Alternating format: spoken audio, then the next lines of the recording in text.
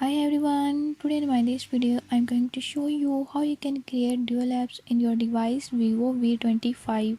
In this device Vivo V25 I'll show you how to create and use multiple accounts. Before I start, if you are new to my channel, don't forget to subscribe and press bell icon. Watch complete video and learn how you can do it. Let's watch the video.